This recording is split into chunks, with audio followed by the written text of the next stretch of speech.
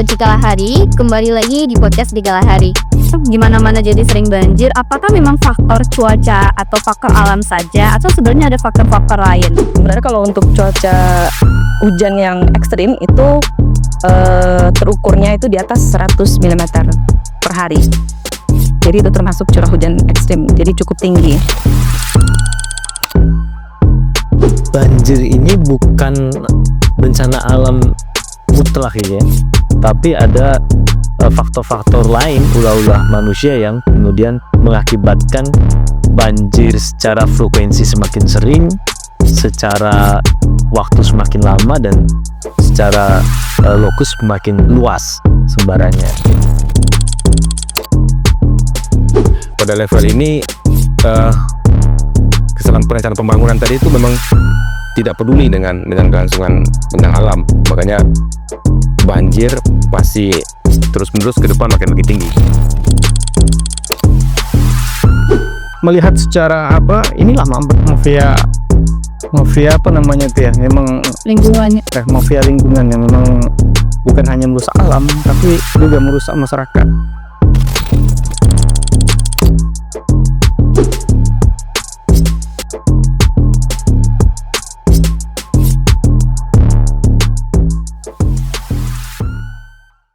Halo Sobat Cikalahari, kembali lagi di podcast di Kalahari. Hari ini siapa nih yang pekerja 9 to 5? Pasti kerasa banget ya, di bulan Desember ini kita sedang banjir, sedang hujannya, curahnya lagi tinggi gitu. Berangkat pulang harusnya pukul 5, jadi nanti di rumah itu sampai malam karena nunggu aris dan jeredar terlebih dahulu. Memang kondisinya sekarang ini kita masuk ke bulan-bulan curah hujan lagi tinggi dan kita harus sedia mantel dan sebagainya. Tapi sebenarnya kenapa ya? Kok belakangan hujan itu jadi makin sering banjir, gimana mana jadi sering banjir? Apakah memang faktor cuaca atau faktor alam saja, atau sebenarnya ada faktor-faktor lain? Untuk itu, hari ini podcast di Kalahari akan membicarakan tentang banjir dan kondisi alamnya di Riau. Tentunya saya sudah menghadirkan, Cikalahari sudah menghadirkan beberapa narasumber yang kompeten untuk didengarkan pernyataan-pernyataan dan data-datanya. Yang pertama ada Bang Okto, tentunya tuan rumah dari Cikalahari. Halo Bang. Ya. Saya Oke. Kemudian di sebelah Bang Okto ada Ibu Sanya dari BSKG Pekanbaru ya Bu ya. Sehat Ibu? Sehat atau sehat? Oke. Kemudian di sebelah Bu Sanya ada Bang Wewen.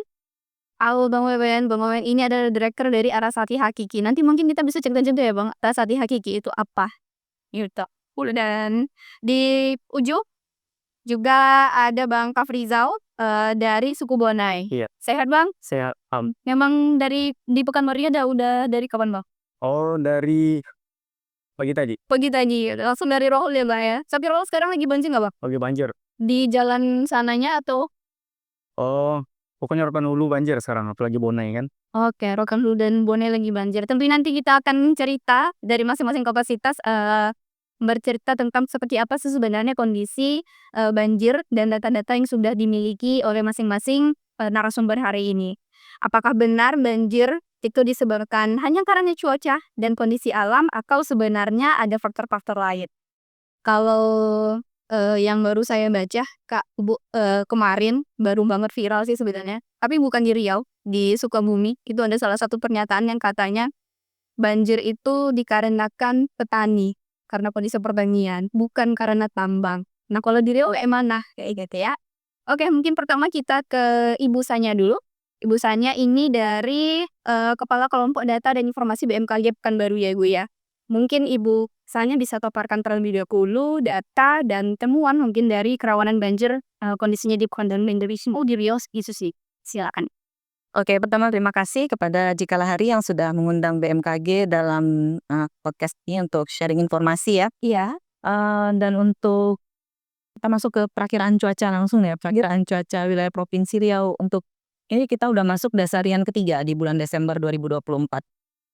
Secara perakiraannya sih curah hujan di wilayah Provinsi Riau itu dalam kategori rendah hingga tinggi, dan curah hujan itu paling tinggi di wilayah Riau bagian barat seperti Rokan Hulu, Kampar, Kuantan, Singingi. Nah, Dan disertai dengan daerah-daerah tersebut dari peta kerawanan banjir kan memang rentan banjir. Mungkin karena wilayah hilir sungai atau apa gitu. Jadi sudah kita berikan juga informasi bahwa di situ ada potensi banjir dengan indikasi rendah gitu. Nah, curah hujan di bulan Desember 10 hari terakhir terpantau memang cukup sering hujan. Curah hujan tertinggi itu tercatat di bulan Desember itu ada, sebentar saya lihat takut salah, 108,4 milimeter itu di wilayah 13 Koto Kampar. Oke. Sebenarnya kalau untuk cuaca hujan yang ekstrim itu terukurnya itu di atas 100 milimeter per hari. Jadi itu termasuk curah hujan ekstrim, jadi cukup tinggi. Dan di saat ini kita rasakan agak berkurang ya curah hujannya. Nah, itu dikarenakan ada fenomena atmosfer, gangguan atmosfer di Laut Cina Selatan berupa tropical cyclone Pabu. Nah, itu mengambil air yang mengarah ke wilayah Provinsi Riau, jadi agak berkurang. Tapi potensi hujan dengan intensitas ringan hingga sedang masih dapat terjadi. Dan untuk tanggal 27 di wilayah Provinsi Riau diperkirakan akan berpotensi hujan lebat kembali. Sampai nanti menjelang tahun baru atau gimana? Sudah ada berkurang di menjelang tahun baru curah hujannya dengan intensitas ringan hingga sedang gitu ya. Oke. Itu kondisi di Riau khususnya ya. Oke, jadi dari BMKG sendiri sudah ngasih tahu bahwa sebenarnya di Riau itu emang kondisinya kita sekarang memang lagi sedang curah hujannya itu rendah ke sedang tadi ya, Bu ya? Ya, masih dalam posisi musim hujan dan intensitasnya tuh dari ringan hingga lebat sih gitu. Tinggal Mbak. Iya. Oke. Sampai nanti di kemungkinan sampai tahun baru masih Masih ada potensi. ada potensi. Jadi teman-teman yang udah berencana untuk outdoor ya, untuk aktivitas di malam tahun baruannya, mungkin bisa dicoba di kedai kopinya Cikalahari saja. Itu terbuka nggak ya? Terbuka, Bang. Terbuka, tapi belum tentu ada ininya, ada barisanya. Oke, baik, itu dari BMKG. Kemudian mungkin kita beralih ke Cikalahari ya, bahwa Cikalahari kemarin sudah mengeluarkan rilis juga ya, Bang ya, tentang kondisi temuan bagaimana sebenarnya kondisi di wilayah Riau ini, kenapa dengan paparan dari Bu Sanya tadi ya, bahwa sebenarnya kondisi hujannya tidak jauh berbeda dari tahun dulu gitu. Mungkin kenaikannya tidak terlalu signifikan, tapi kok dampaknya lebih terasa banget dan kenapa berulang terus seperti itu. Nah, mungkin dari Bang Okto bisa dipaparkan seperti apa rilis dari Cikalahari tentang temuan banjir di Riau saat ini. Ya, terima kasih Repa dan Sobat Cikalahari. Pertama tentu kita ucapkan terima kasih dulu Reva terhadap narasumber yang sudah hadir ya. Pada Mbak Ksania Gautami Mbak ya, Ketua Forecaster BMKG atau Pokja tadi ya. Iya. Kelompok kerja ya. Terima kasih sudah hadir. Jadi sebenarnya Mbak Ksania ya, Cikalahari dengan BMKG ini sering sejak dulu ya, zaman Pak Sugarin itu sering komunikasi, sering beradu data sebenarnya, bukan beradu ya, tapi sering tukaran. Yes. Karena dulu 2015, 2016 itu kan Pak Sugarin itu aktif sekali mengeluarkan data terkait hotspot, kerawanan, kekeringan juga waktu itu tuh aktif sekali. Jadi kita pernah ikut acaranya BMKG kaitan hotspot ya. Itu cara pengambilan dan analisis hotspotnya itu sama dengan yang dilakukan oleh Cikalahari. Dan kita lihat baik itu hotspot, karhutla sampai banjir, kita kira BMKG selalu terdepan ya mengabarkan ini. Terima kasih juga Bang Wewen ya, Bang Ahwan sama sudah hadir dari Hakiki. Nanti banyak cerita tentang hutan adat ya Wewen ya.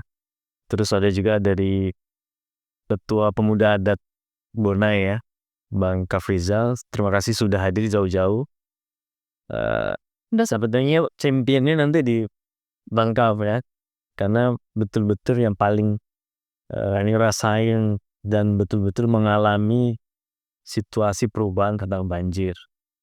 Nah, terkait dengan yang Reva singgung tadi, sebenarnya Jikalahari itu ini Mbak Sanya bikin brief ya.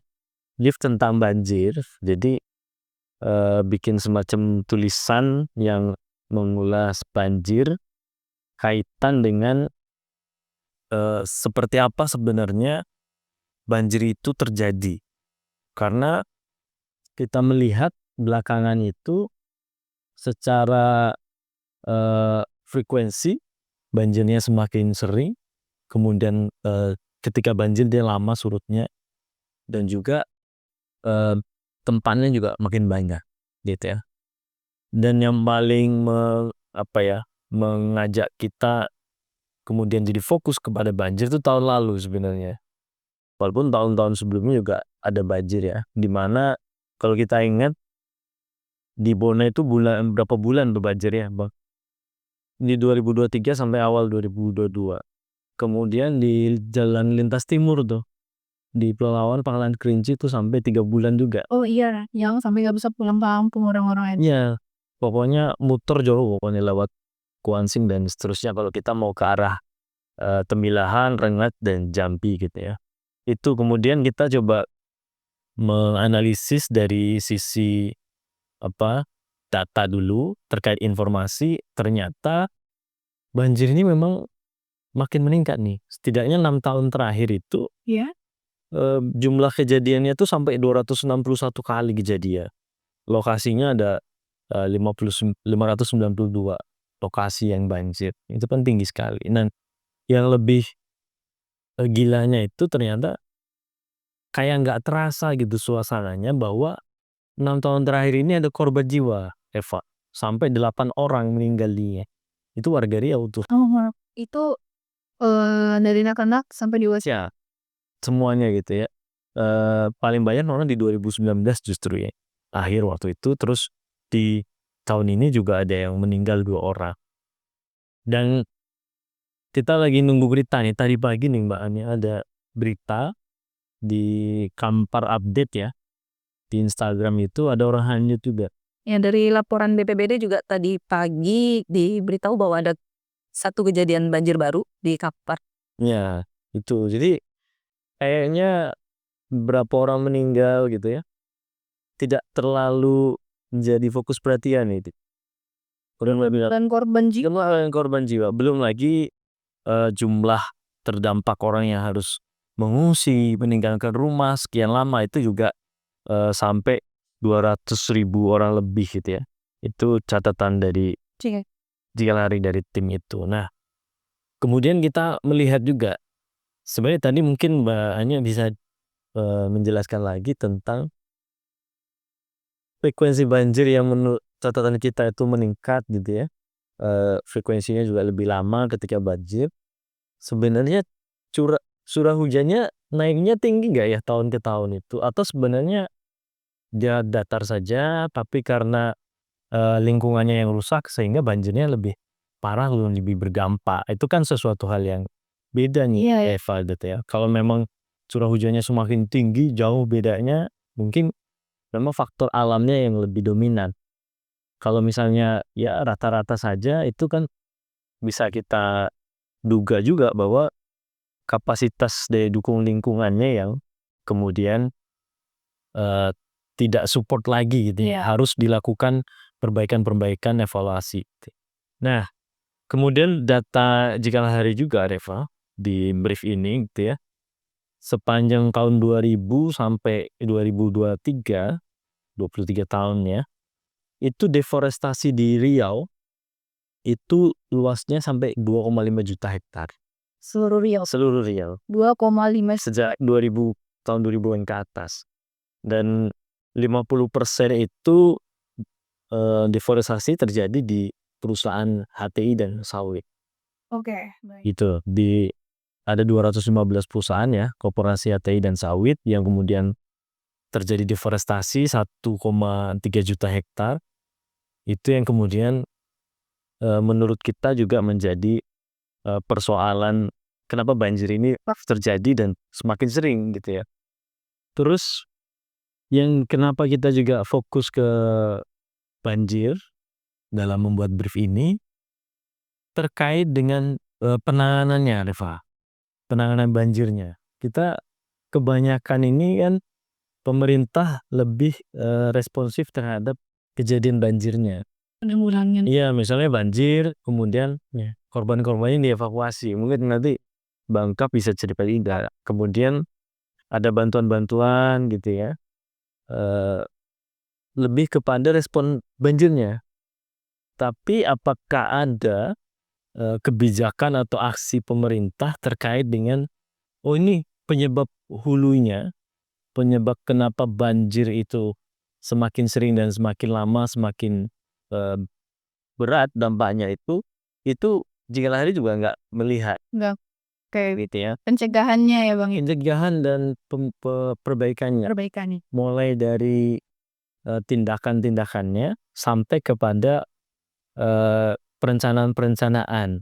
Misalnya rencana tata ruang provinsi, wilayah provinsi gitu ya, RT RW provinsi misalnya. Karena sekarang masih pembahasan yang juga kita belum tahu update-nya, kabarnya sudah di DPRD. Tapi kalau kita merujuk pada RT RW yang ada, yang sebelumnya itu memang wilayah-wilayah kawasan lindungnya itu hanya sekitar 9-10% aja. Gitu ya. Dan memang 90% dari luas Provinsi Riau itu difungsikan sebagai budidaya. Nah, saya kira itu juga harus ditinjau ulang, Reva, terkait dengan bagaimana tata ruang di Provinsi Riau harus memperhatikan tentang kejadian-kejadian banjir. Benar. Kalau misalnya cadangan-cadangan air itu kemudian sekarang ada izin misalnya, ya harus dievaluasi. Itu cadangan air, kalau itu dirusak, maka airnya akan lebih cepat turun ya, jadi banjir dan seterusnya. Itu yang kemudian juga kita fokus kenapa kita bikin DIP. Terus karena ini cukup banyak ya, nanti tentu ini bisa di-download. Ya, di mana bisa dibaca Bang? Di websitenya Jigalahari, jigalahari.or.id gitu ya. Tapi setidaknya di sini lengkap ya datanya, banyak terkait korban, terus terkait dengan lokasi. Dan ada yang menarik nih Reva. Apa itu? Dari kaitan deforestasi dengan banjir nih di halaman berapa nih? Di NIM, kalau misalnya kita lihat ya di sini. Jadi yang hijau ini luas deforestasi. Gitu ya, Mbak ya. Luas deforestasi di wilayah mana? Lokasi deforestasi. Yang biru ini dia lokasi banjir. Jadi dia ngikutin tuh. Kalau deforestasinya tinggi, lokasi banjirnya juga tinggi gitu ya. Rendah, dia juga relatif lebih rendah. Ketika lokasi deforestasinya tinggi, banjirnya juga ngikut. Jadi ngikut ya. Lokasi-lokasi banjir itu dominan berada di lokasi-lokasi yang telah terjadi deforestasi. Termasuk yang di Pangkalan Kerinci itu kan banyak perusahaan di sekitarnya. Reva, ada RAPP gitu ya. Kemudian ada PT Langgam Inti Birido udah di sekitar itu juga. Banyak ATI dan sawit itu banyak, sehingga data ini relevan gitu ya. Ketika banyak izin, banyak deforestasi, di situ juga cenderung terjadi banjir gitu. Jadi saya pikir dengan catatan kita ini banyak pemerintah itu tidak boleh lagi hanya respon banjirnya saja, Bencananya saja. karena ini juga penting ya, kita bisa bilang dari data kita kemudian banyak referensi bahwa kejadian banjir ini tidak mutlak hanya bencana alam. Ada faktor-faktor terkait kerusakan tadi ya, deforestasi dan seterusnya, karena dia mengganggu keseimbangan Pak. Yang harusnya air itu bisa ditahan di hulu, karena deforestasi dia cepat turun sehingga tidak diimbangi dengan air itu mengalir ke muara atau ke lautnya gitu ya. Hutan sebagai spons alaminya tuh sudah tidak ada. Ya, sudah tidak. Lagi nggak menampung air sebanyak dulu lagi. kemudian hutan-hutan itu kan berubah jadi akasia gitu, jadi sawit. Itu tidak bisa menggantikan peran si hutan. Oke. Misalnya di Bone itu, Oh. yang kita tahu.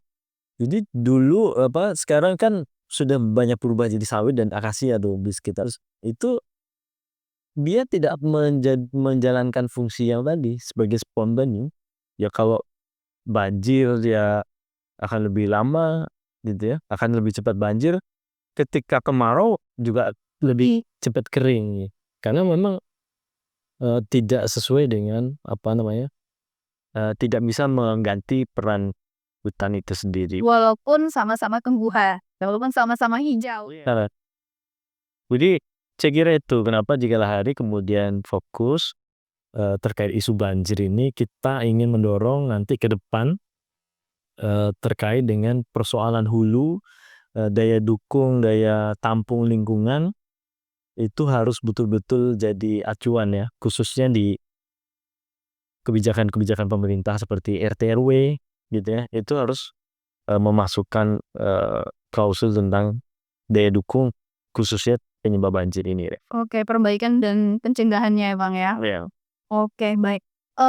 Tadi kebetulan karena Bang Okto juga bertanya kalau dari busanya sendiri, yang pertanyaan tadi gimana Bu? Yang kita lihat secara ini intensitasnya kayak gimana sih sekarang? Kalau berdasarkan analisis saya tadi ya, saya sempat melakukan sedikit analisis terhadap frekuensi cuaca ekstrim terutama hujan dengan intensitas sangat lebat di atas 100 mm itu saya bandingkan di tahun 2021 dan 2024 gitu. Yang datanya kebetulan lengkap di kantor karena sekarang lagi cuti bersama ya. Lagi podcast ini dibuka pada waktu libur Nataru. Jadi di tahun 2021 itu berdasarkan catatan kami itu frekuensi kejadian hujan di pos hujan ya. Karena kan di hujan itu diukur menggunakan alat dan tidak semua tempat ada alatnya gitu ya. Nah, yang tercatat di kami itu frekuensi kejadian hujan di atas 100 mm di tahun 2021 itu ada 33 kejadian. Sedangkan di tahun 2024 itu 32 kejadian. 2024 belum berakhir nih ya. Tapi sudah ada 32 kejadian. Jadi secara frekuensi mungkin tidak sama ya, tidak berbeda, hampir sama, tidak jauh berbeda. Dan dari segi intensitasnya memang paling tinggi di tahun 2021, malah itu yang paling maksimal itu di sepanjang tahun itu 176 mm terukur. Sementara tadi yang di tahun 2024 yang paling tinggi 156 mm itu terjadi pada bulan Mei. Ya kalau yang tahun 2021 itu terjadi pada bulan Oktober. Jadi sebenarnya cuaca ekstrim itu banyak faktornya ya. Maksudnya atmosfer ini kan saling berkaitan nih. Iya. Apa yang terjadi di Samudra Hindia itu mempengaruhi juga di Riau.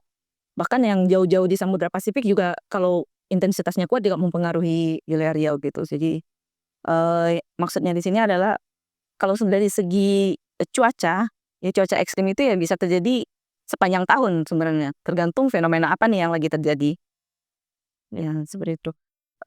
Dan mungkin tadi Pak Okto juga ya menyebutkan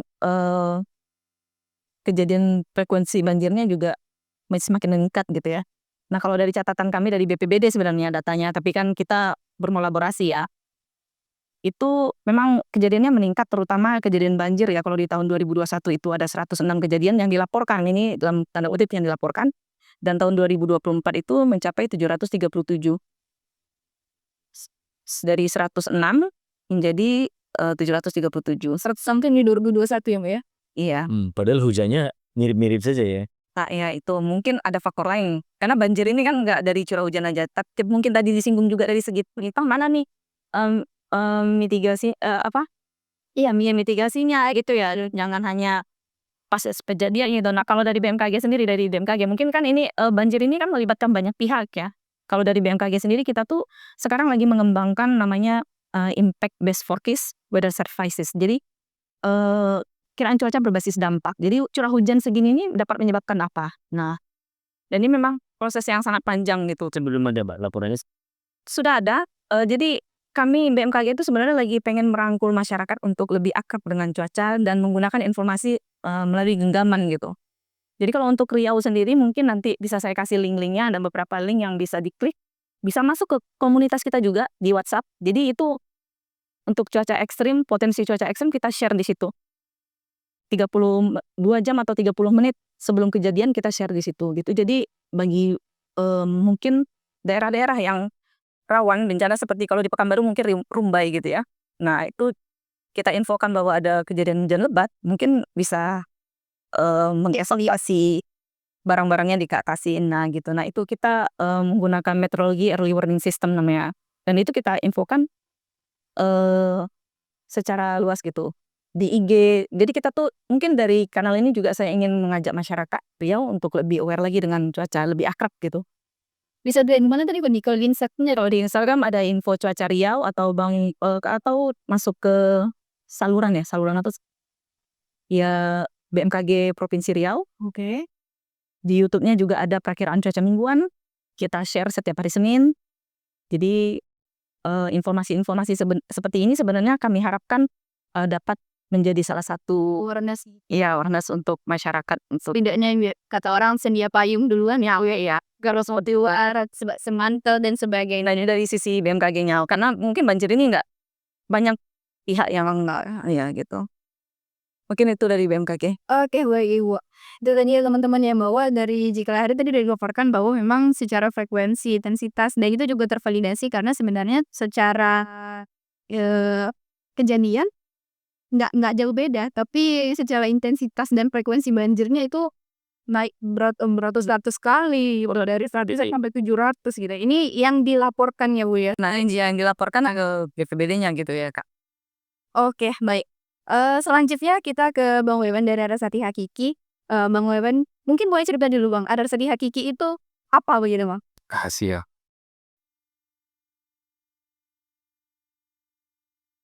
Ya, terima kasih.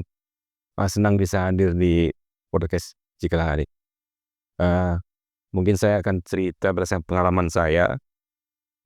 Kami di Arasati Hakiki itu kan banyak bekerja dalam menyusun perencanaan kampung.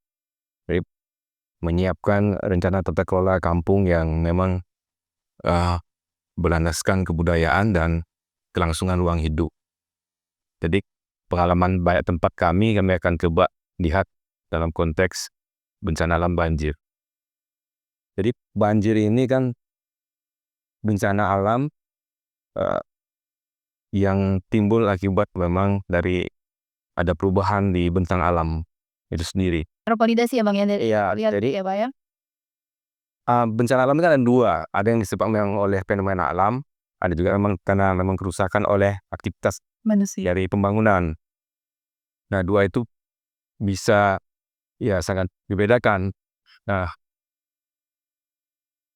seperti apa? Asap, bencana asap itu kan dulu sempat diisukan dia mau dianggap sebagai fenomena alam. Itu yang kita tolak. Bahwa asap itu bukan fenomena alam, tapi itu memang bencana alam yang disebabkan oleh aktivitas manusia.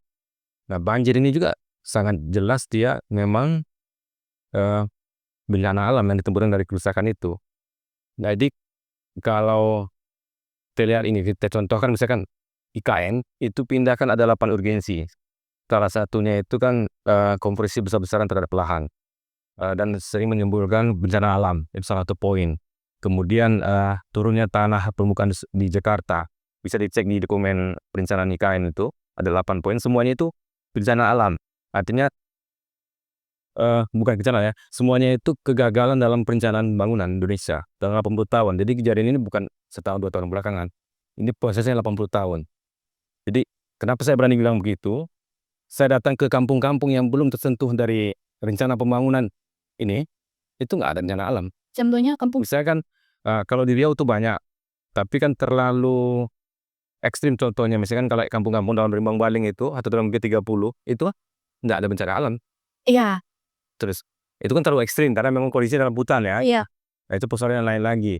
Tapi kalau saya datang di Kepulauan Aru itu ya di pulau-pulau kecil itu tidak pernah banjir.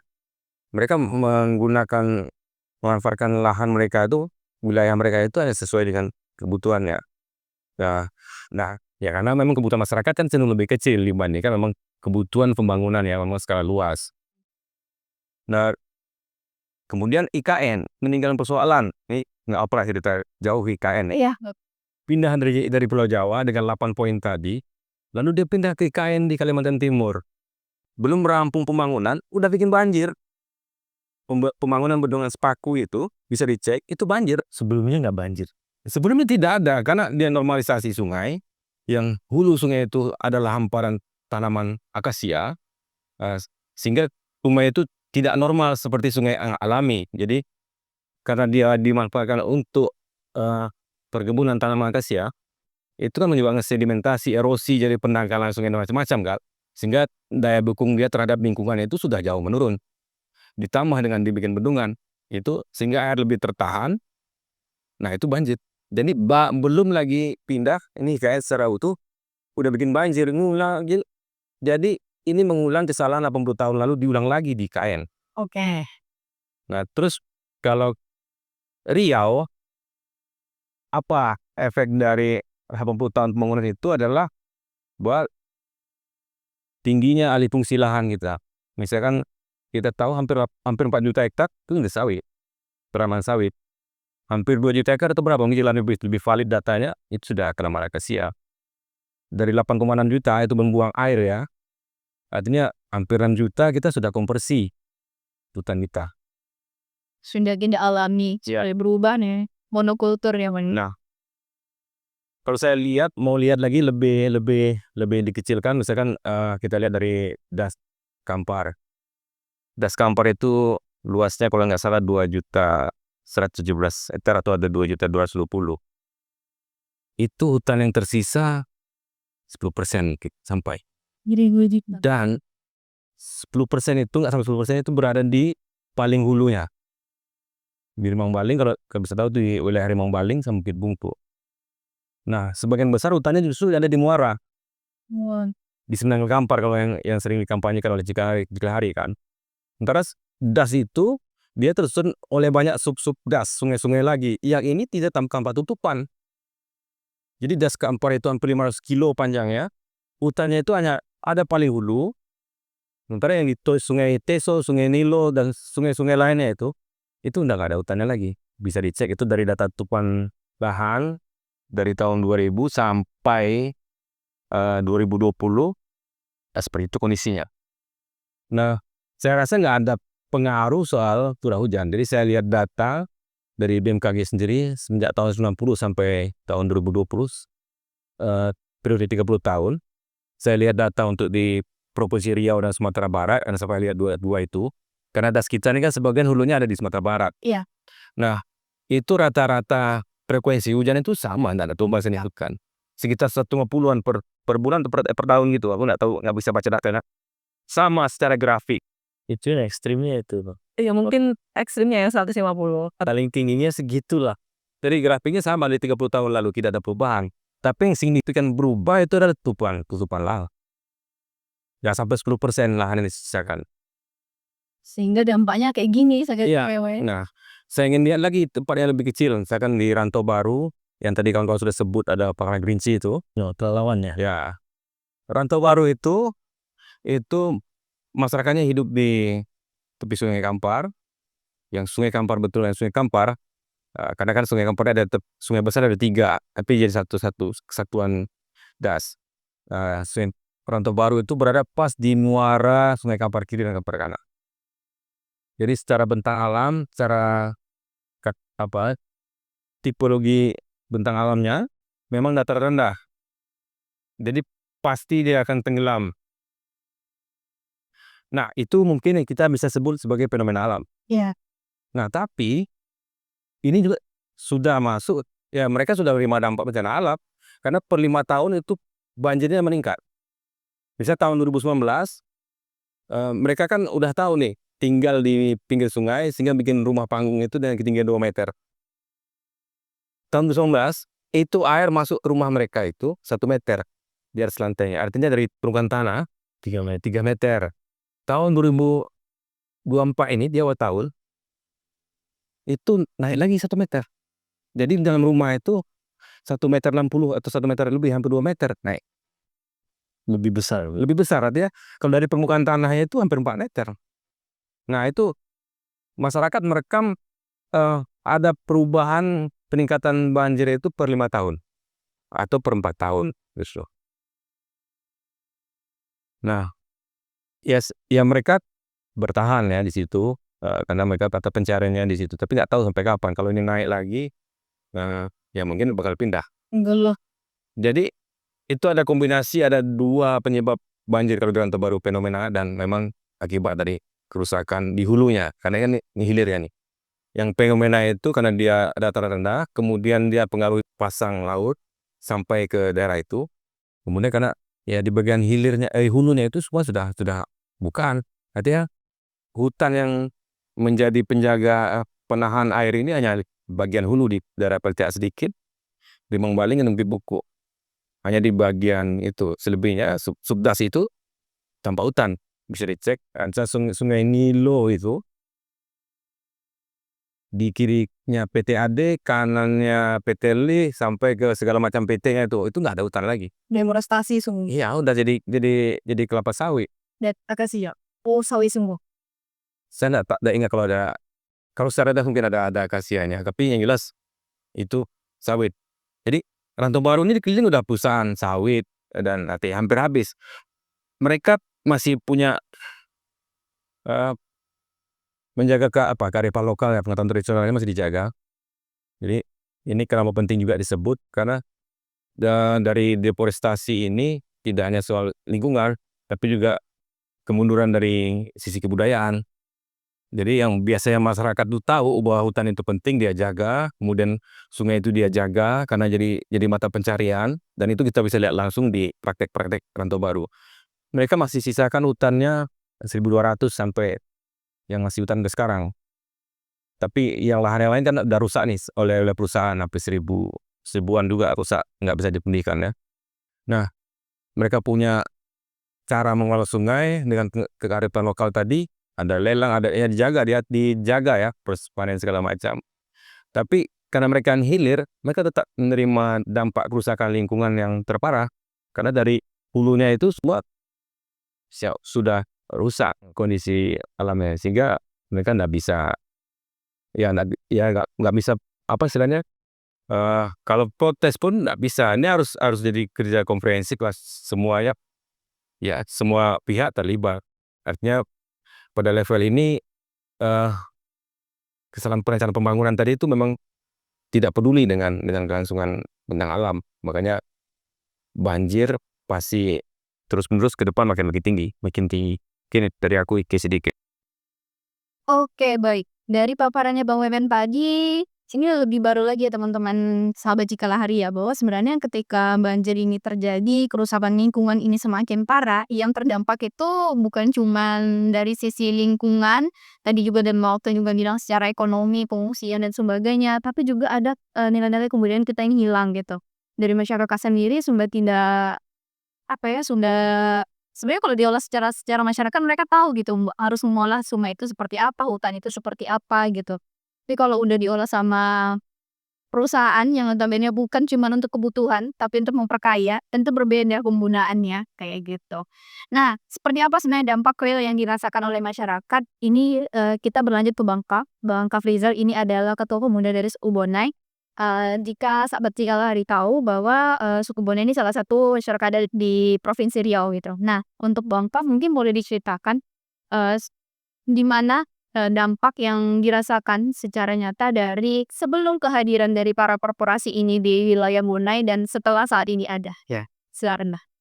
Terima kasih banyak kepada kawan-kawan dari Cikalahari yang sudah mengundang kami untuk hadir di podcast Cikalahari ini untuk berbagi pengalaman lah sedikit ya. Masyarakat adat suku Bonai ini kan adalah salah satu masyarakat adat yang memang berkehidupan di perairan sungai, sepanjangan sungai. Berbeda dengan masyarakat adat Talang Mamak, mungkin orang tuh lebih tinggi gitu kan, di daratan mungkin Sakai. Kalau suku Bonai ini kan memang di perairan. Dan sebenarnya banjir ini dulu ya ditunggu-tunggu sebenarnya kalau sama masyarakat adat Bonai. Kenapa? Karena dulu banjir ini banyak membawa manfaat bagi masyarakat adat di situ. Ya kenapa? Karena memang waktu itu banjir paling lama ya, soalnya datangnya link tahun sekali kan gitu kan. Jadi sehingga kedatangan banjir itu mau ditunggu-tunggu. Lama lah tebat. Ditunggu-tunggu kan gitu. Jadi karena dalam 5 tahun itu datang 1 kali, ya mungkin perkembangan ikan, disitulah ikan tumbuh lah ya, apa namanya tuh? Artinya ya, Iya, ikannya jadi banyak. boleh dikatakan kalau kami di Borneo itu bilang inilah bencana membawa berkah. Dulu ya, tuh. Jadi ikan itu mulai berkembang, kemudian sehingga datangnya air, ikan itu kan melimpah banyak. Jadi masyarakat mendapatkan suatu keuntungan di situ kan dari rahmat Allah yang diturunkan melalui banjir kanal. Jadi eh sekarang ini udah berubah. Bahkan kami melihat ini sudah merupakan yang suatu tidak wajar lagi bagi masyarakat kan. Dalam 1 tahun ini aja ada 3 kali banjir. Coba bayangkan ini sangat menjadi dampak buruk bagi masyarakat adat di situ. Sehingga mereka tidak bisa menanam sayuran lagi kan, menanam padi. Kalau kita kan dulu di Bonai ada ladang namanya kan gitu, ada ladang. Kalau sekarang mana bisa buat ladang lagi kan? Udah banjirnya 2 meter, 1 meter. Banyak dampak buruk yang terjadi. Ya memang itu kami melihat dengan mata masyarakat lah gitu kan, memang banyak pengaruhnya dari hutan adat yang memang tidak ada lagi kan gitu. Karena sudah banyak diolah menjadi kelapa sawit oleh ya perusahaan-perusahaan. Karena memang kalau kami melihat itu bukan hanya sekedar dari penanaman pohon sawit yang secara tapi dengan sistem perusahaan itu kan mereka membenteng. Jadi setiap jalur sungai, ini lahan mereka kan gitu, ini lahan mereka. Jadi ini dibenteng Bendungan. dengan ketinggian mencapai 5 meter. Sehingga air yang lewat itu nggak bisa masuk ke wilayah mereka dan menggenangi seluruh pemukiman masyarakat. Itulah sebenarnya kami lihat dari sisi masyarakat kan gitu kan. Nah, di sini HTI, di sini perusahaan sawit, tenggelamlah masyarakat di situ. Karena mereka kebunnya nggak mau basah ya. Mau. Jadi mereka memang licik. Kami melihat secara inilah mafia itu ya, memang Lingkungannya. mafia lingkungan yang memang bukan hanya merusak alam, tapi juga merusak masyarakat. Jadi masyarakat ini suatu musibah yang besar karena memang menjadi dampak buruk bagi masyarakat. Ya, dari sisi ekonomi, masyarakat nggak bisa bercocok tanam lagi. Nah, mulai dari untuk menanam padi, sawit gitu untuk perkebunan mereka yang hanya untuk memenuhi kebutuhan ekonomi mereka kan. Jadi inilah merupakan suatu pembunuhan pembunuhan ekonomi masyarakat kalau kami menengok. Jadi nggak bisa kayak analisis kan. Kalau dulu kan misalnya ada musim tanam apa gitu juga masa ya Pak ya, karena Bahwa sekarang ini kita nggak bisa prediksi lagi gitu. Jadi kayaknya masyarakat udah banyak putus asa, putus harapan untuk bagaimana untuk meningkatkan perekonomian mereka. Baik dalam perkebunan sawit misalnya kan, mereka misalnya ada 1-2 hektar lahan, nggak bisa dimanfaatkan karena sedikit aja banjir di hulu, ya ini udah luar biasa di hilirnya kan, karena masyarakat adat Bonai itu secara wilayah mereka terletak di hilirnya. Jadi kalau hulunya itu udah banjir atau udah hujan, nah di sini siap-siap lah. Nah kan gitu. Jadi itulah yang kami rasakan sebagai masyarakat adat. Jadi harapan kami pada pemerintah Riau yang melalui Bang Tiaka dari Kalahari gitu kan, untuk bisa memberikan pandangan juga pada pemerintah untuk bisa seperti Abang bilang tadi, jangan hanya bencananya aja yang direspon gitu. tapi ada Mak. Kalau kan itu pun payah. Kalau untuk ini nggak ada, badan-badan batu agak berat gitu kan. Jadi gimana lah? jangankan memperbaiki sistem apa gitu. Iya. Jadi memang harus dari itunya tadi, dari mengapa terjadi masalah ini harus di situ memang titik itu ay. Jangan setelah terjadi masalah, terjadi banjir gitu kan baru baru ada bantuan gitu ya. Dampak yang paling yang Abang ingat mungkin pernah sampai kayak ada korban jiwa atau yang genangannya sampai lama banget itu, Bang? Bonai dalam sejarahnya dari tahun 98, 2024 nih yang terulang kembali. Terparahnya kan gitu kan. Mencapai 6 bulan. Genangan air tuh mencapai 6 bulan. Mungkin kalau Pekanbaru nih mungkin 1 jam, 2 jam dah surut. Lagi kan kami sampai 6 bulan. Di awal tahun ya, Bang. Awal tahun 2024, Januari 2024. Itu banjir besar. Surutnya perkiraan bulan Juni atau Juni surutnya. Setelah itu surut 2 bulan. Dan awal Desember nih tadi udah banjir lagi. Nih sekarang lagi banjir nih. Iya. Lagi mulai naik nih. Jadi 3 kali. Itu dalam waktu 6 bulan itu masyarakatnya kemana, Bang? Masyarakatnya ya memang nggak bisa apalah dibonain tuh lah, gitu kan. Tetap di situ gitu ya. Tapi ada ke yang pada di gitu ya. Untungnya di perkampungan tuh adalah tempat yang tinggi kan. Nah, jadi kalau untuk akses keluarnya ya paling ke Duri. Kalau untuk ke Pekanbaru nggak bisa. Kalau untuk ke kabupaten ya. Udah bisa dibilang tenggelam kalau 6 bulan. 6 bulan. Sama Rantau Baru tuh sampai 4 bulan, 5 bulan juga. 2-3 meter aja. Jadi ini salah satu ya desa kita, salah satu lah yang dari Riau kan yang mengalami dampak itu kan gitu. Itu kan di Bonai sesar ya, Pak, kalau Repa kurang ini. Karena Repa orang baru tuh. Tapi di Desa 5, Bang. Di nenek tapi sih dalam awalnya ke sana. Itu Rantau Baru. Apa tadi Bonai itu tepatnya nama daerahnya apa juga? Apakah ada beberapa desa atau kayak gimana gitu? Oh, ya ada Desa Bonai, Desa Kasang Padang, Desa Sontang. Nah, ini yang kawan. Yang terdampak Ya, dampak parah. kalau perusahaannya di sana yang ada spesifik berapa jumlahnya? Banyak, puluhan lah. Puluhan ya. Kalau dari Taman Cikalari ada berapa dekorasi ada berada di sana? Kan kita juga di briefing lihat dari 4 sungai besar juga nih. Jadi masing-masing landscape sungai besar itu menyebar perusahaan-perusahaan itu. Ya. Kalau di Bonai itu kan ada Sontang itu sendiri. Sontang Said Perkasa gitu ya. Ada PT RRL ada juga. Terus ada PT BDL ya. BDL atau BD gitulah. Jadi ada HTI, ada sawit lengkap di sana itu. Dan sebenarnya satu lagi Reva di Bonai ini juga pusat minyak ya. Ada perusahaan minyak juga di iya.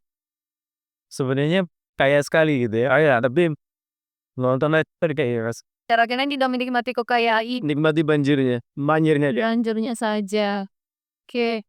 Ya teman-teman ternyata di Bonai ini kalau kayak gini dalam artian berarti apa orang-orang adatnya jadi banyak juga emang budaya-budaya yang hilang setelah banjir. Apalagi ini pemukiman ya hilang, memang tanahnya yang hilang gitu. Apa ada nggak, Bang, yang misalnya oh dulu kami ada gini loh, sekarang udah nggak bisa lagi nih karena udah kayak gini alamnya gitu.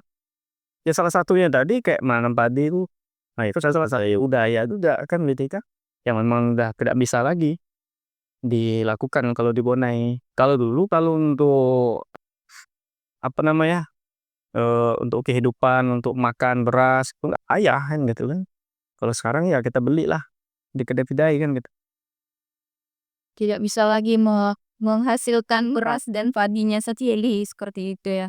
Oke, kalau tadi kan Bonai, dari Bang Aldo atau Bang Aldo, Bang Okto atau Bang Wewen ada di masyarakat adat yang lain nggak, Bang, yang bisa diceritain yang mungkin nasibnya tadi selain kalau rantau itu apa ini loh? Banyak sih ya. Rantau Baru kan persis kayak di Bonai. Oh, oke. Mata pencarian itu 100% nelayan sungai. Jadi mereka hidup sebenarnya dengan fenomena alam. Itu bentang alam yang rendah dan selalu pasti ada genangan tiap tahun. Tapi belum apa ya, ya masih biasa dianggap mereka sama kayak tadi kan. Nah, sehingga kadang pemerintah melihat itu juga biasa karena itu kenapa nggak perlu ada respon bantuan dan lain-lain, itu memang wilayah tenggelam. Tapi dia nggak lihat bahwa ada peningkatan genangan itu per 5 tahun. Di sini tertinggi di kemarin 2024 itu, artinya 4 meter dari tanah. Jadi kalau ke situasi itu karena mereka mata pencahariannya perikanan, betul itu memang berkah. Karena daerah genangan itu, daerah dataran rendah itu pas musim kering ini kan ada air-air yang tertinggal tuh dalam bentuk tasik atau danau atau genangan-genangan kecil ya. Itu pada proses itu dia menghasilkan sumber pakan ikan yang banyak. Makanya pas banjir kan masuk semua ke sana untuk makan itu. Nah, itu yang ditangkap oleh Nelayannya. ya nelayan. Dan di Rantau Baru temuan kita dengan masyarakat itu menceritakan bahwa mata pencaharian mereka itu memang berkurang sejak 20 tahun lalu. Memang kita lihat di Das Kampar itu sejak 20 tahun lalu itu deforestasi dimulai. Seperti yang dibilang Okto di awal tadi. 20 tahun lalu itu mulai alih fungsi lahan secara besar-besaran. Itu Rantau Baru. Nah, kalau Talamama itu memang di darat. Tapi dia dapat 2 bala ini. Kalau musim kemarau dia kering karena ndak punya di peta cadangan air tanah itu nggak ada kalau daerah Inggo. Talamama itu nggak ada. Jadi kalau ndak hujan memang nggak ada air. Sungai itu bisa jalan ya. Kalau ngebor sungai kayak program Pasir Mas itu 70 meter udah nyumber air. Harus 150 dan itu bahaya karena wilayah gas kan. Itu butuh izin yang cukup ketat untuk bikin sumur. Nah, kalau hujan banjir. Nataran itu ya banjir karena wilayah hulunya semua sudah dirubah di sawit di hulu Sungai Cenaku itu. Kemarin kan besar banjir. Banjir besar pas saat hujan. Ada jumlah hujan sama, cuman kemampuan bentang alam ini sebagai fungsi daerah tangkapan air itu nggak ada lagi. Sehingga losis dia lebih cepat sampai ke sungai. Nah, sungai itu kena tempat ini bawa sedimentasi jadi pendangkalan. Jadi itu orang mesti lebih banyak gitu kan. Itu karena pendangkalan losis lebih cepat dari hulu sungai. Ya, itu yang mungkin banjir. Terus resapan air respons alaminya itu hilang ya. Oke. Jadi kalau ada impian nih Wak, kalau misalnya selain yang dari daerah kali ya mungkin Kalau saya nambahin nih, deforestasinya masih terus berlangsung nih, Eva ya. Misalnya temuan kita di tahun 2024 ini ada 22.000 hektar hutan hilang lagi, Bang Wolon, di seluruh Riau. Dan beberapa temuan yang kita cek itu terjadi juga di dalam konsesi atau terkonsesi HTI gitu ya, yang juga dia yang mengerjakan. Misalnya di yang kemarin terakhir itu di Inhil ya, di sekitar PT Ria itu ada deforestasi atas namanya kerjasama dengan masyarakat gitu ya. Tapi mereka juga yang nebang. Nah, Inhil ini juga yang sekarang ini banjirnya makin parah. Setiap hujan deras pasti tembilahan itu banjir dan sekitar Inhil. Dan lebih kasihan lagi kalau di Inhil ini mirip Jakarta dia ya. Ada rob juga gitu ya. Kemudian ada kerusakan mangrove yang hebat. Karena mangrove itu masih dipakai ditebang secara ilegal dan seterusnya. Bukan hanya banjir ketika ini ya hujan, tapi karena rob itu banyak kebun kelapa masyarakat tuh yang mati Pak. Di Kuala Selat, di Tanjung Pasir. Mati ini jangan dibayang hanya batang ya, batang ya deh. 1000 datanya tahun 2020 tuh Bang. Kita sama Dinas Lingkungan Hidup dan Dinas Perkebunannya Inhil sama BRG waktu itu bikin seminar juga online ya waktu itu. Itu yang sudah terdampak dan rusak itu 100.000 hektar. Ya. Dan sekarang saya yakin ini meningkat. Karena kalau kita lihat Kuala Selat misalnya, itu 3.000 hektar lebih satu hambaran itu mati semua. Nah, ini juga bagian dari kerusakan lingkungan tadi ya, deforestasi di hulunya perusahaan HTI sawit. Tambah lagi di hilirnya ada kerusakan mangrove. Jadi inhil itu juga salah satu yang paling paling teruk lah ya dalam dampak berat terkait dampak banjir ini. Karena deforestasinya masih berlangsung. Masih berlangsung. Sayangnya kalau misalnya berarti kayak pemberitahuan hujan ya nggak ngaruh di sana 6 bulan dia. Bisa 4 bulan, 2 bulan. Ya mungkin kalau ada cuaca ekstrim lagi nambah tinggi lagi aja. Cuma kayak saya tanya sama Kak tadi kan gimana kabar yang di hulu kan gitu kan, hujan ndak kan gitu. Kalau hujan di hulu sana, kami siap-siap di sini kan gitu. Hulunya itu berarti kemana, Rais? Kalau kita itu Propan Poto ke atas, arah ke Sumbar juga ya. Iya arah ke Sumbar juga. Informasinya. Oh iya dari sini ya. Ya ujung Karena barat. di Sungai Rektangnya itu kan dari situ ya. Ya itu kan terjadi di semua Sungai Riau. Iya. Itu kan itu bentuk adaptasi masyarakat merespon bahwa ada bencana itu. Mereka bangun komunikasi itu. Sama di Kampar gitu juga. Kalau hujan, udah banjir nih, berkabar tuh. Karena mereka udah tahu nih, kalau banjir di sini sekian jam sampai di sini, sampai di sini. Iya, saya pernah lihat Itu begitu. di danau tuh ada kayak informasi. Itu kan PLTA kan langsung dari pihak PLN tuh, dia akan buka itu dia siap-siap yang punya keramba, siap-siap masyarakat yang beraktivitas di sungai dengan aktivitas sungai dulu, karena nggak tahu nih airnya sebesar apa secepat apa kan. Tapi dari masyarakat sudah punya pola itu, dari komunikasi terkait banjir tadi. Ini bisa dihitung, kalau contoh, kalau Gema banjir, berarti 4 jam lagi itu Kuntu banjir. Kuntu banjir 4 jam lagi Teluk Paman sampai Lipat Karing. 4 jam lagi sampai Gunung Sailan. Gunung Sailan sampai Rantau Baru. Itu baru Kampar Kiri. Jadi Rantau Baru ini menampung luapan air Kampar Kiri dengan Kampar Kanan. Ini ya, ternyata lengkap sekali gitu. Mau bicara banjir, nyeret ke semua bencana. Tapi ke ini ya, di garis bawahi banget teman-teman bahwa ternyata kayak desanya dari Wanfak itu di Bonai itu sebenarnya kaya sekali kalau itu diberikan kepada masyarakat. Tapi nyatanya itu justru dibikin pembatas ya. Dibikin pembatas sehingga nampak sekali perbedaan ketika mana yang dia masyarakat adatnya, mana yang dia perusahaannya yang justru menggerus kehidupan dari masyarakat adat seperti itu. Oke. Ada tambahan yang mau disampaikan? Sebelum kita closing statement, kita udah sejam juga ternyata. Itu ya. Sebenarnya kita boleh nggak pakai waktuan, tapi kamu nanti orang tadi Aris. Wah, itulah.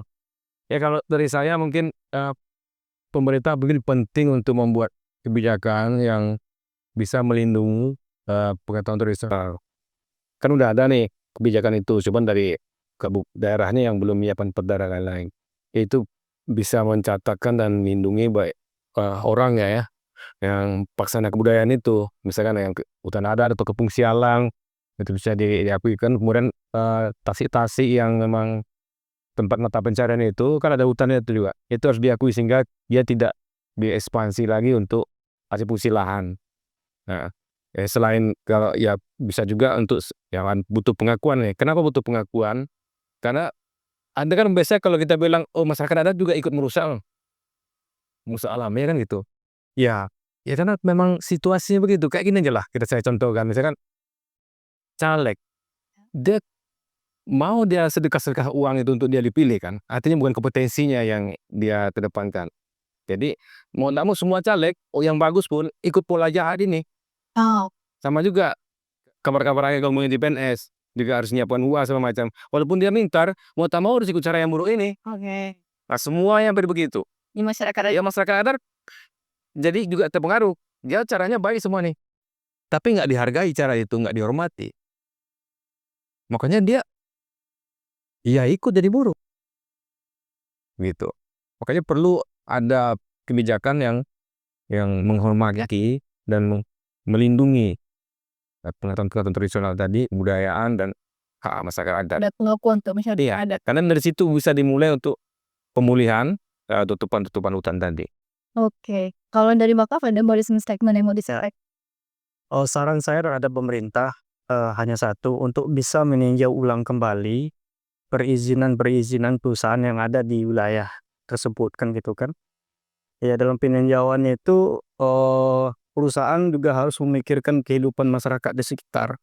Jangan hanya ego, jangan hanya untuk kepentingan perusahaan, perusahaan tumbuh dan berkembang sementara masyarakat hancur kan gitu kan. Jadi harapan kami kepada pemerintah untuk bisa meninjau ulang izin tersebut dengan melakukan suatu instruksi kebijakan di dalam pengelolaan lahan mereka kan gitu kalau memang sudah ada izin kan gitu. Supaya jangan membuat benteng-benteng yang nanti hanya menenggelamkan masyarakat. Jadi perusahaan itu juga harus memikirkan bagaimana tidak terjadi banjir lagi di tengah-tengah masyarakat atau membuat jalur sungai tersendiri yang bisa melindungi masyarakat kan gitu kan. Jadi dengan hal itu saya yakin masyarakat adat di sekitar perusahaan itu aman dan tidak akan ada terjadi banjir lagi kan gitu kan. Jadi itu usulan kami kepada pemerintah untuk bisa didengar.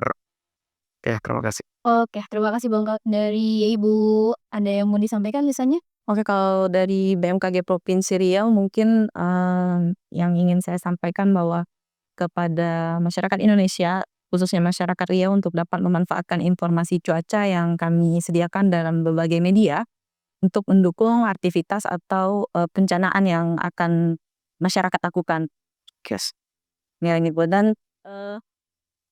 Dan tidak lupa juga untuk apabila misalnya kan perkiraannya salah atau itu jangan ragu-ragu sih confirm ke kita gitu. Bahwa saat saya mengatakan bahwa Rokan Hulu hujan, tapi ternyata nggak hujan, itu bisa konfirmasi langsung. Kenapa saya bisa bilang seperti itu? Karena kan di media sosial bebas ngomong ya. Iya. Tapi mungkin disampaikan dengan baik. Karena itu merupakan perbaikan buat kami ya gitu. Itu validasi karena kami kan di Pekanbaru nih basisnya. Untuk melihat wilayah Riau yang sebegitu luasnya, kami hanya dibantu dengan alat-alat yang tentu saja bisa kadang error atau apa gitu. Nah, mungkin itu kami mengajak partisipasi masyarakat Provinsi Riau khususnya untuk dapat lebih dekat dengan cuaca gitu. Apa tadi nama Instagram? Info cuaca Riau. Info cuaca Riau di Instagram ya teman. Oke, dari Cikalahari Bang. Segmennya? Menambahkan tadi ya Bang Kaf, itu dari ceritanya dan dari harapannya kan jelas bahwa banjir ini sebenarnya karena ada perubahan bentang alamnya. Nah, Cikalahari dalam hal ini dalam penyusunan brief ini itu juga mengajak dan memberikan rekomendasi lah ke pemerintah, setidaknya ada 4 ya Pak. Yang pertama itu kita ingin meminta gitu ya pemerintah dalam hal ini khususnya Pemprov ya, gubernur untuk menyatakan bahwa banjir ini bukan bencana alam mutlak ya, tapi ada faktor-faktor lain ulah-ulah manusia yang kemudian mengakibatkan banjir secara frekuensi semakin sering, secara waktu semakin lama, dan secara lokus semakin luas sebarannya. Itu yang pertama. Kemudian yang kedua, terkait dengan kewenangan gitu ya, pemerintah daerah itu juga punya kewenangan dalam hal mengevaluasi izin-izin lingkungan yang dia terbitkan. Karena perusahaan-perusahaan ini, baik HTI sawit, semuanya beroperasi karena ada izin lingkungan. Yang diawali dulu ada analisis AMDAL-nya, kemudian terbit izin lingkungannya. Ini harus dicek, bener nggak gitu ya. Kalau misalnya AMDAL-nya ada tapi tidak dijalankan, kalau kebakaran kan banyak kayak gitu tuh. Iya. Banjir sepertinya sama, harus berani evaluasi sampai cabut izin.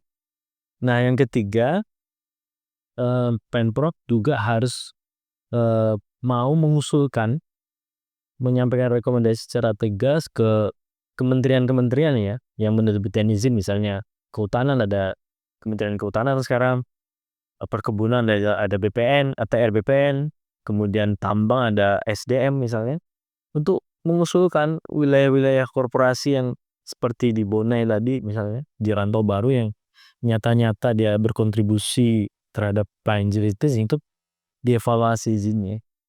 Dia bisa mengusulkan untuk mengevaluasi itu, punya power itu dan minta dicabut gitu ya. Nah, yang terakhir, mengulangi yang tadi juga ya, menambahkan bahwa pemerintah tidak boleh hanya merespon bencana banjirnya. Itu penting gitu ya, karena ada korban dan seterusnya. Tapi harus berpikir jangka panjangnya. Bahwa ini banjir secara data jelas frekuensi hujannya ya tidak signifikan, tapi banjirnya semakin besar, maka persoalan hulunya yang harus dia selesaikan, bukan hanya merespon banjirnya. Buat kebijakan perencanaan yang kemudian memastikan ekologis tadi itu, bentang alam itu bisa pulih. Setidaknya walaupun mungkin tidak bisa sama seperti dulu, tapi arahnya harus memulihkan, harus dipulihkan. Kalau memang itu wilayah das, wilayah tangkapan air, itu juga ada perusahaan misalnya, harus dikembalikan fungsinya. Nah itu 4 poin yang kita dorong agar persoalan banjir ini bisa selesai secara permanen lah, Reva. Jadi tidak hanya merespon ada banjir baru kasih bantuan, itu pun enggak.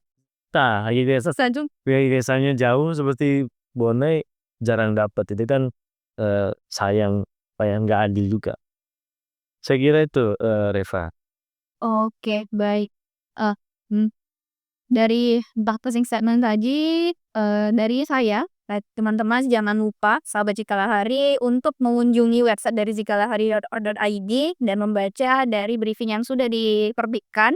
Di sini ada banjir di Riau bukan murni bencana alam korporasi yang terbagi bencana alam penyebab utamanya. Di sini ada beberapa data-data yang sangat-sangat relevan dan sangat-sangat berguna untuk kalian baca. Seperti apa sebenarnya dalam beberapa tahun terakhir, kenapa banjir semakin sering terjadi. Kemudian juga di sini ada data-data per wilayahnya juga, dari di mana saja ada perusahaan-perusahaan tersebut. Jika mungkin memang teman-teman tinggal di daerah tersebut dan menjadi salah satu korbannya seperti yang dirasakan oleh Bang Kaf, itu boleh juga sampaikan di kolom komentar seperti apa harapan yang teman-teman inginkan sebagai masyarakat yang tinggal di daerah yang terdapat perusahaan-perusahaan tersebut. Mungkin itu aja teman-teman semuanya. Jangan lupa untuk follow Instagram kami di @jikalahari. Kemudian juga jangan lupa untuk subscribe kami di YouTube Jikalahari Riau. Dan karena ini akan tayang seperti di 2025, saya ucapkan selamat tahun baru Ibu, terus selamat tahun baru juga untuk Bang Kaf, Bang Wewen, Bang Okto. Selamat tahun baru juga untuk teman-teman followers dari Jikalahari. Semoga di tahun 2025 kita tidak seperti ini lagi. Tidak ingin berkurang. Meskipun tidak terlalu drastis mungkin ya. Tuhan.